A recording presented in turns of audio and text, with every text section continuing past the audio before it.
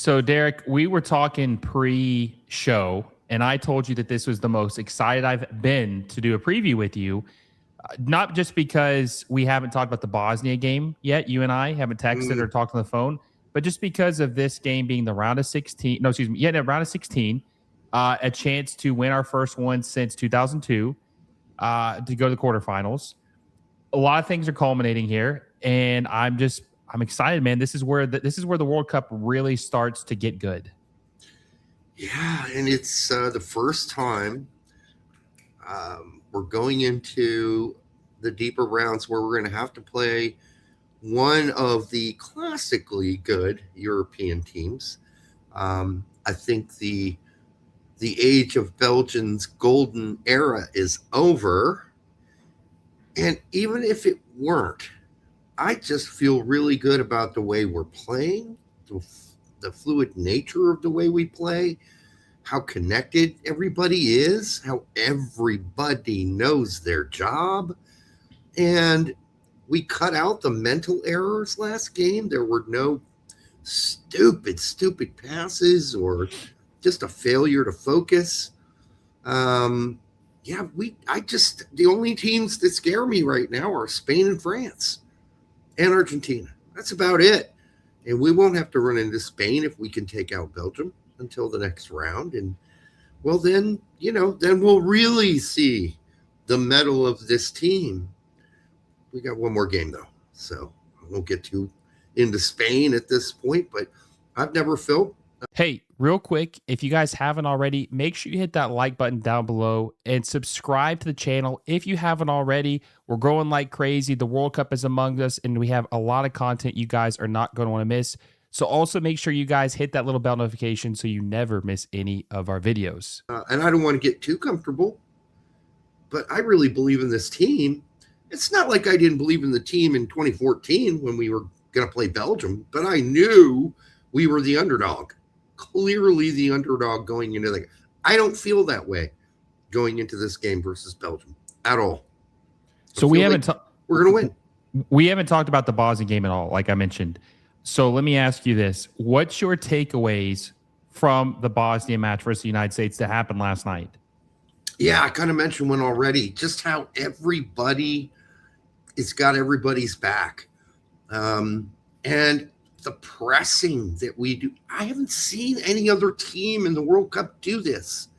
Like, we are aggressive, and it never stops. A man down, we were pressing on occasion. It was crazy. Like, we are confident. We're full of aggression. And this team is really bound together by, like, a common understanding of the way we play.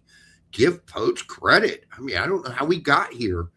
And seemingly it happened not overnight, but without the starting 11 really ever playing together that much leading up to this World Cup. So this is the first time that we've seen that starting 11 playing together consistently. And it just shows, like, we've got a strength at every position except for goalie. Like, we're really good. And you can call Tim Ream whatever you want, but Tim Ream's not been a liability. Not yet. And if anything, he's been fabulous, as we all knew this was his skill, out of the back. So, if I have to take anything away, we're smooth criminals right now. I mean, we're super aggressive, like no other team in the World Cup. And, Bosnia knew that's what we were going to do, and they still couldn't do dick about it. They couldn't do anything about it. So that tells me whatever we're doing is not an easily solvable problem, because they're a technical team. You'd think they'd be able to play out of the back, but they gave up on that. Goal kick? We're not playing out of the back. Everybody go to the other half, and we're just going to blast it down there. Like, they figured out, we can't beat this. These guys are too good, and they're really good at counter-pressing. So, yeah, this is a team that we've never seen anything like before in my 45 years, but close, of watching this sport. So we beat our first European team since 2021, which also happened to be Bosnia. So the first time it's happened in 5 years. Pochettino now becomes the first or the winningest USMNT coach in World Cup history with 3 wins. No other coach has more than 2. So that's an interesting tidbit as well. I think Balogun has now tied for the most goals ever scored for a player at the World Cup for United States, which we'll talk about him in a second because the red card he got screwed on. Yep. Yeah, there's just a lot going for us. This is just historic from top to bottom for us, and I feel like everything is on the table right now. It's everything. There's nothing that can't happen at this point. We're playing with house money, Yeah, and I feel pretty good. So let's talk about Balogun before we get into the Belgian game. Okay, so there was the red card, and I saw a couple angles of it, and I saw some people saying that if you didn't agree that it's a red card, then you don't know football and all this stuff, and I'm just like, dude. He got pushed. That was he just did it because the guy literally shrugged him over or bumped him. And if you look at the still shot from the front, Balogun's not even looking in his direction. He doesn't know where his foot's going. It's like he's purposely stomping on him. His eyes were closed and he's like over here. Yeah. So I can't believe that was a red card. And I said this live during the game. I said, I'm not even upset that he got sent off for the rest of this game. It's more of the fact that he's going to miss the next game. And it's going to be one of those things, Derek. We'll talk about our chances. We'll talk about Belgium here in a second. But if we do lose this game, you, me, and everybody who's in the U.S. men's national team fans is going to always wonder, what if? Mm-hmm. Yeah, we will. Hopefully we don't have to do that. Listen, my immediate thought, I knew as soon as they went to VAR that was going to be red. I just thought, well, first of all, let's be really clear about this ref. This is one of the worst referees, and both sides can agree on this. I haven't seen anybody that doesn't agree on this. He's the worst referee in the World Cup by a long shot. In the first half, we didn't get a single call. And we had a little name for, we called them baby nuts fouls. Like, it didn't take much, right, to get a foul. You just had to fall over like a toddler, like a baby. And then he gave you a little foul. Well, you get a foul. You get a foul. You get a foul. We figured that out in the second half. So we just started dropping too. Oh, we're just going to fall over here. And even the penalty that was given for Tillman's goal, that's not a penalty. That's not a penalty. That was not a penalty. We got it because we learned the game. We learned this guy calls baby nut fouls. And so that's what you do. You just fall over when you're slightly tapped. And Tillman scored. Worst refereeing ever. But the technical part of this is that he is not supposed to review the foul in slow motion or using still photos. He must review the foul, this foul, in fast, regular motion. And he clearly did not. And VAR sent him slow motions of the replays, which is clearly outside of the law and intent of the FIFA rules, which, of course, you can slow down anything and it's going to look a lot worse. But in the flow of play, it was quite natural. It was not intentional. And, of course, intent doesn't matter. But that's a yellow. That's a yellow any day of the week. The player got up. He was fine. His ankle wasn't broken. You knew that by then already. And you still gave the red. And you did it without following FIFA's guidelines as a referee. He's a horrible ref. Guy should never ref another game. But look, I can still see, people's argument for the red. I get it. But it should never have gone there, and it should have been judged on game speed, right? Not a slow-mo, not a still photo of the guy's ankle being snapped, right? That was baloney. I agree, and we saw other calls in the World Cup where the same thing happened and nothing was called. Saw Messi spikes in the back of a guy's calf/Achilles, not even a yellow card. Nothing. No, I get it. It's not quite as severe as what happened, what Messi did, but that's a yellow at least. At least. And there was nothing. It's the name on the back of the shirt protects you. And if Flo's last name was Messi, probably no call at all. It just moved on. VAR wouldn't even ring down. So I agree with you. The refereeing was horrible last night. I mean, did you see how many times our jerseys were getting pulled? Like numerous times, and Belgium in the box. Yeah. I think Tillman or maybe Pulisic, someone else got their jersey, or maybe it was Adams. Someone else got their jersey almost ripped. Like when they were running away, they were just like tugging on the jersey as hard as they could. Okay, so going to the Belgian game, right? Balogun's out. Round of 16. Most important game of the tournament for us, right? Every game is the most important until it's not, right? Yep. This game means so much to me, Derek, for a couple reasons. And I think we're on a revenge tour from our friendlies, but we'll talk about that later, our March friendlies. But 2014, we lose to Belgium. Tim Howard has the game of probably the best game of his career. I would stand on that. I think that's the best game of any club or country. Sure. That's probably the best game of his career. Was it 15 or 16 saves? I can't remember exactly, but it was one of the, it was either way. Insane amount of saves. Add 3 zeros to the end of that. Yeah, that's what it felt like. Yeah. So he played the game of his life. I feel like this is our turn. Okay? This is our turn. And this Belgian team does not scare me one bit. Like you said, this is like the dust version of the golden era Belgian team. And on top of it, they should have lost to Senegal yesterday. They were down 2-0 in like the 85th minute. Belgium was able to get 2 late goals, and then they got a penalty and added time of extra time. It was like the 120th minute plus 5. They scored a goal to take it got a penalty and won that game. By the way, we beat Senegal and are leading up to the World Cup. We beat them pretty handily. It was like 4-2, maybe I think, or something like that. Maybe it's 3-2. Like yeah.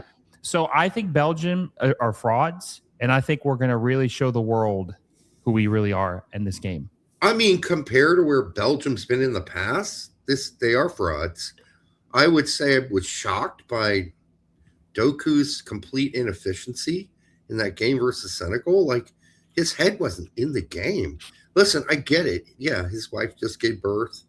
You know, he traveled back there, and then he came back to the team, and maybe he's just not in it, which is why he got yanked. So did De Bruyne. So, yeah, this is not the same team that we played in a lot of ways, even though the names remain mostly the same. I think that they got to look in the mirror and go, we're really playing like garbage. How are we going to fix this? Because they played like garbage. And in fact, if they start the kettle up front instead of Lukaku, good. I hope that's what they do.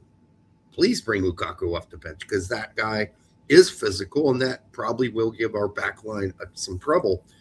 But this is not a very good Belgian team. They've got a very slow back two center backs who are, is it Tiate or Teat? Looks like, or Theet if you're American, or Theta. Anyhow, he looks slow. He looks very vulnerable back there, which is sad. We're going to be missing Balogun. So maybe instead you go with Haji Wright, because I think Haji's better at running lanes than Pepe is. Evident from the evidence is there from the past. But we'll probably just see Pepe, but I think Pepe will be fine. I just think there's something to exploit in the Belgian back line, and there seems to be sort of a lack of coherence in the way they play, and a lot of kicking it around the horn, a la Germany this World Cup, and a lot of kicking around leading to nothing. So I feel pretty good, because I think we can press this team. I think they will give up the ball, and we can counter press this team too. And I think they'll cough up the ball. Do you think there's a chance that Poach does one of his unconventional moves and doesn't play Pepe or Haji Wright, and maybe he plays Reina or Pulisic as a false 9 and has them on the pitch together instead of Pepe? Because I just want to point this out. I love Ricardo Pepe. I think he's got a bright future. But if we're being honest, he's been very underwhelming in this World Cup. He has been. He has not been good enough to where you need if you're wanting to win in a big game. And I think one thing that's really been exposed about him in this World Cup is his lack of pace. He just looks so slow. I think. And I feel like the most important thing for this team is their speed. Dest, Pulisic on the wings. Like, they want these speed demons, and they want someone there like Flo who can match that speed to be on the receiving end. That's not Pepe. I don't think Pepe can do that effectively. Reyna's not going to solve your problem there. If you wanted to use Reyna, right, in your poach. So there, I don't think they're both languid. Pepe and Reyna are both languid-looking players.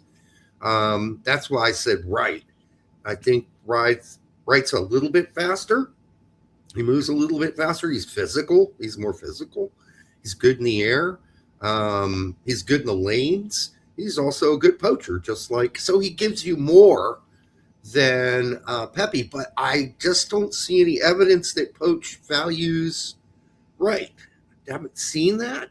I could be wrong, but I think that's the only real option. I don't think you can screw around and move to McKennie and play him as a false nine or put in Reyna or whoever else you mentioned. I just don't really see that happening.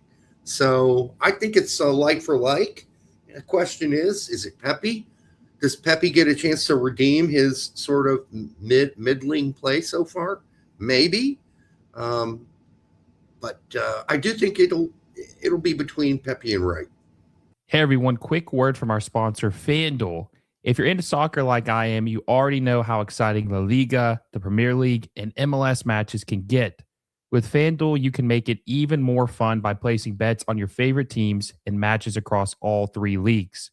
Whether it's a Premier League showdown, a La Liga thriller, or an MLS game with your local club, FanDuel makes it easy and exciting to bet on what you watch. Just remember, you have to be 21 years or older to play. Please bet responsibly and only if you're of legal age and in a state where it's allowed. Download the FanDuel app or head over to FanDuel.com, sign up, and get in on the action. Thanks for supporting the channel through FanDuel. Okay, so let me ask you, as far as the game, right? Who is one player on Belgium that scares you? And I'll start with who scares me. And you mentioned, Mego, it's Doku. Yeah. Doku has been a little underwhelming in this World Cup, and maybe it is because he just had a kid and he flew back to be with his partner or whatever. Right. But if you remember, when we saw him against the United States in March, he was giving us fits on that left side. He was giving us a lot of trouble. That is something that kind of worries me because I don't think we do good with very skillful. I mean, most teams don't, but we have not faced a team in this tournament with a winger of that pace and that skill set on the ball. And I think that is going to give us trouble, especially with a team like Belgium, who has quality. Even though it's not what it used to be, they have more quality than the teams we have seen thus far. So who played right wing back in that game? Timothy Weah. Yeah. Timothy Weah is not going to be playing. I think we played a back four in that game as well, if I remember correctly. And yeah, we were missing a lot of weapons and a lot of people. So I think Belgium's playing a different team. With them, we're playing mostly the same team that they fielded that day. I'm not scared of any of them. If Doku wakes up, he's a threat.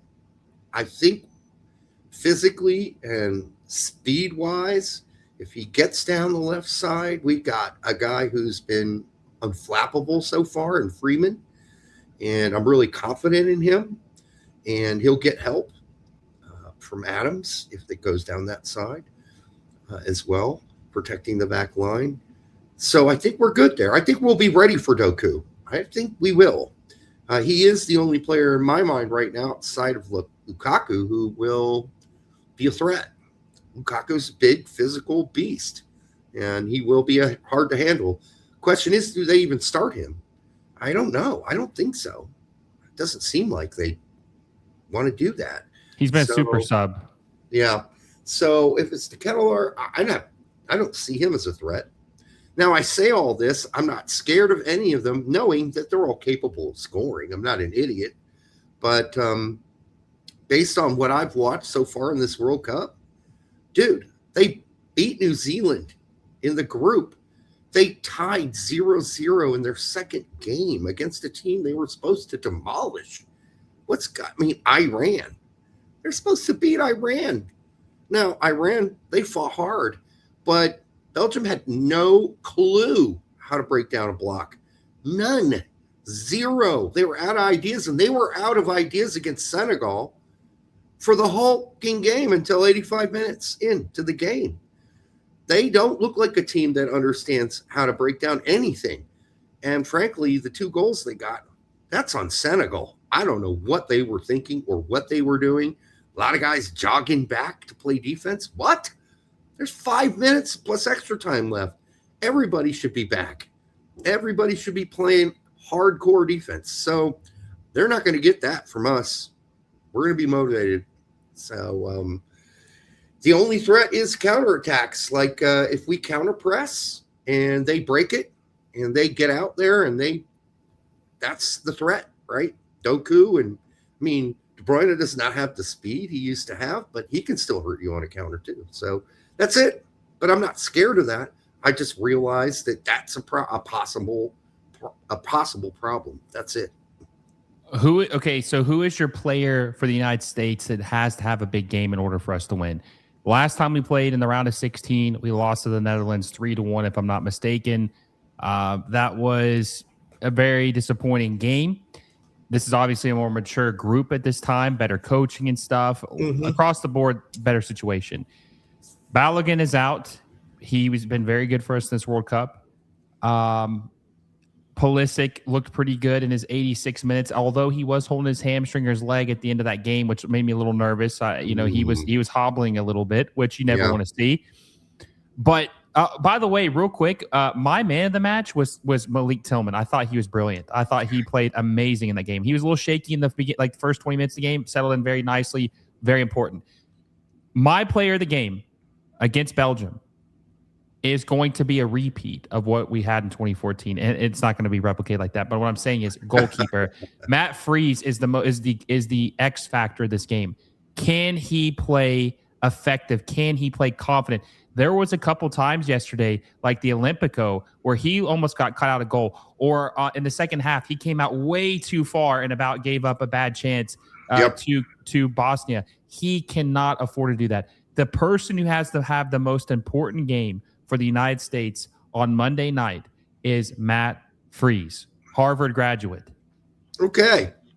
Well, if you think we're going to have like 3 or 4 shots on goal, which is possible.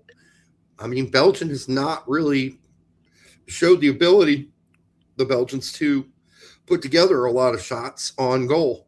So hopefully that's not true. I hope you're wrong. But that's what I thought about Bosnia too. Yet they had a couple good chances against him.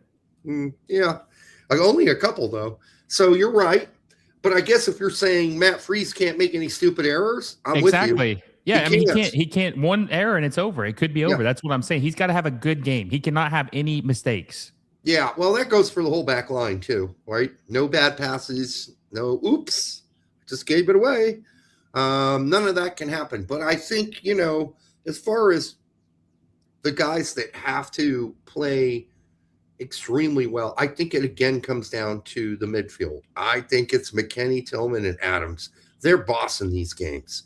Those 3 are bossing these games. And as long as that continues, I think we're mostly going to continue to counterpress in a way that's going to trap teams in their own zone, in their own end.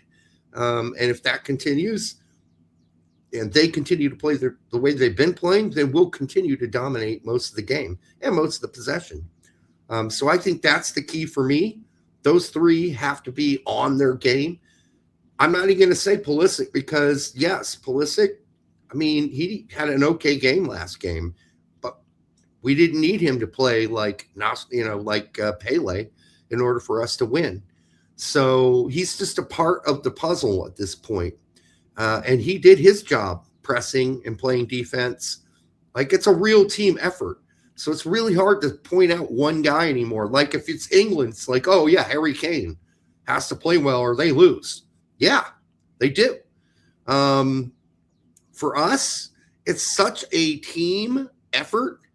It's so fluid and the movement is so connected. Like, there's no one guy that needs to stand out. But if one guy, so it's easier to say who shouldn't get up, right? That's what's easier to do. Like, Freeman can't make a real bad pass out of the back, and Freese can't totally screw up an easy ball in the box, right? He's got to go up and get it with confidence. So I don't know if I have a player anymore that, like, I picked one last time. I said it was Adams.